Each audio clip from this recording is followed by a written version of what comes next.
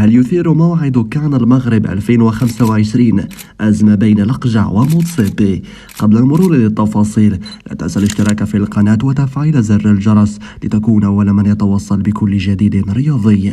خالف باتريس موتسيبي رئيس الاتحاد الافريقي لكرة القدم توقعات الرأي العام المغربي حين رفض تأكيد موعد محدد لإقامة كأس أفريقيا 2025 رغم أن رئيس الاتحاد المغربي فوز لقجع أعلن تنظيم البطولة صيفا.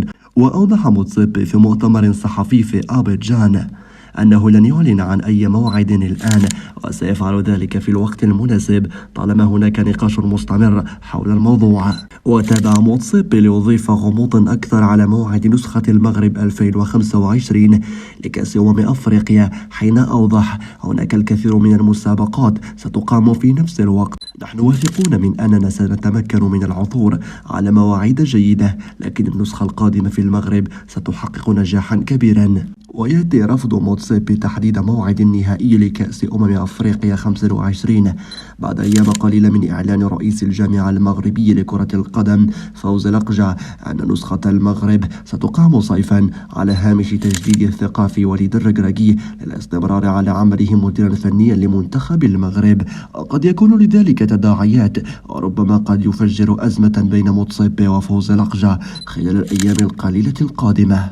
وتعليقا على موقف موتسيبي المفاجئ أن المغرب متشبث بتنظيم النسخة القادمة صيفا طالما اشترط ذلك أثناء تقديم ترشحه لتنظيم البطولة الإفريقية وبالتالي لا داعي للتذرع بأمور أخرى كما أنه من المستحيل تأجيلها حتى 2026 لتزامن هذه النسخة مع أول مونديال سيشهد مشاركة 48 منتخبا في كل من أمريكا وكندا والمكسيك.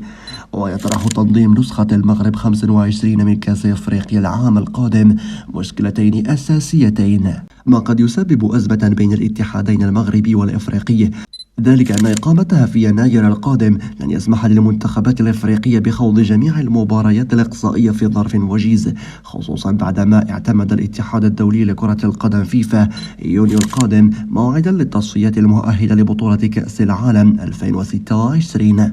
أما المشكلة الثانية فتتمثل في كون تنظيم بطولة كأس أفريقيا في الصيف كما يصر على ذلك الاتحاد المغربي سيتزامن مع بطولة كأس العالم للأندية التي يسهر على تنظيمها فيفا في أمريكا. الإعلام المصري يقف احتراما لفوز لقجع. كلام كبير من المصري ميدو اتجاه فوز لقجع. أثنى الدولي المصري السابق أحمد حسام ميدو على البنية التحتية المتميزة لمركز محمد السادس لكرة القدم بالمعمورة مؤكدا أنه يصنف ضمن أفضل المراكز الكروية على مستوى العالم. وفي تصريح لقناة الشرق السعودية قال ميدو: لقد سبق لي زيارة مركز محمد السادس وأستطيع القول بكل ثقة أنه يعد من بين أفضل المراكز الكروية التي رأيتها في حياتي. وأشاد نجم الكرة المصرية بالدور الفاعل لفوز لقجع رئيس الجامعة الملكية المغربية لكرة القدم في تطوير المنظومة الكروية في المغرب قائلا: لقجع رجل مخلص يعمل من أجل مصلحة وطنه وقد بذل جهودا جبارة لتطوير المدربين المغاربة والمنتخبات الوطنية وهو ما يعد مفتاح النجاح الذي حققته الكرة المغربية في السنوات الأخيرة. وأوضح ميدو أن لقجع نجح في ضمان دورات تكوينية عالية المستوى للمدربين المغاربة في أوروبا مستفيدا من علاقاته الواسعة لخدمة الكرة المغربية كما أشاد بجهوده الحثيثة في دعم المنتخبات المغربية والأندية المحلية الكبيرة.